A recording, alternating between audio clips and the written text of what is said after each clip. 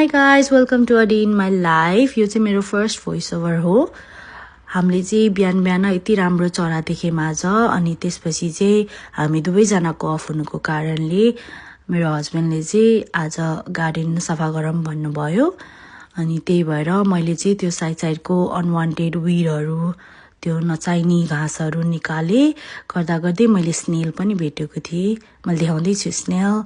त्यसपछि उहाँले मेसिनले घाँस काट्नु भयो. मैले चाहिँ साइडको घाँसहरु निकाले अनि त्यसपछि मैले लन्च बनाउन थाले. लन्चमा चाहिँ हामीले आज चिकनको झोल बनाउन खोज्दै छु. मैले चाहिँ अलि धेरै ज्वानो हालेको छु किनभने मेरो हस्बेन्डलाई चाहिँ अलिकति रुगा लागेको छ त्यही भएर. त्यसपछि हाम्रो लन्च रेडी भइसक्यो अनि हामी फेरि हतार हामी शपिङको लागि निस्कियौं. हामी चाहिँ मिक्लममा बस्नुको कारणले चाहिँ क्रेगिबन सेन्ट्रल हामीलाई नजिक पर्छ अनि मम्मी चाहिँ के भन्दै हुनुहुन्छ त्यहाँ. त्यसपछि हामी क्रेगिबन सेन्ट्रल मम्मी चाहिँ चाँडै नेपाल जान लाग्नु भएको कारणले चाहिँ नेपालको लागि यसो सामानहरु किन्न हिडेको. त्यसपछि इन्डियन शप किन नपस्ने, इन्डियन शप त पस्नै पर्छ. त्यसपछि पानीपुरी देख्नुभयो.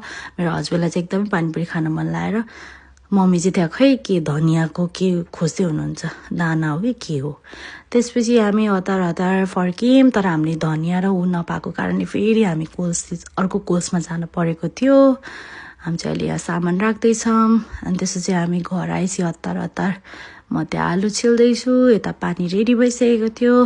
मम्मी चाहिँ उता पानीपुरी बनाउँदै हुनुहुन्थ्यो अनि पानीपुरी पनि कस्तो मज्जाले फुल्लेको थियो.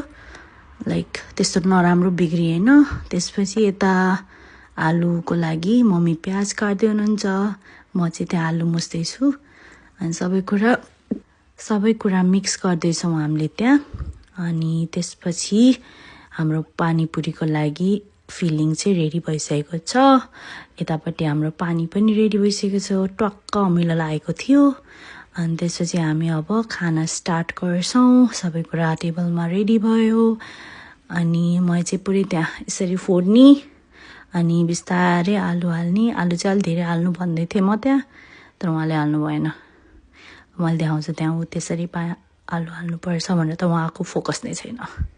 त्यसपछि मैले पानी हाले अनि पानीपछि चाहिँ हामीले भुजिया पनि राखेको थियौं. मलाई चाहिँ भुजिया एकदमै मन पर्नुको कारणले मैले चाहिँ त्यो फिलिङ भन्दा पनि भुजिया धेरै हालिरहेको छु त्यहाँ. त्यसपछि पानीपुरी रेडी. मलाई चाहिँ त्यति झोल नमन पर्नुको कारणले चाहिँ म त्यति झोल हाल्दिन. प्राय सुक्खा नै मन पर्छ मलाई. अनि मिठो भएको थियो. दुईजनाले इन्जोय गर्दै. त्यसपछि हामीले डिनर खाइसकेपछि चाहिँ उहाँले वाफ लिनु भयो.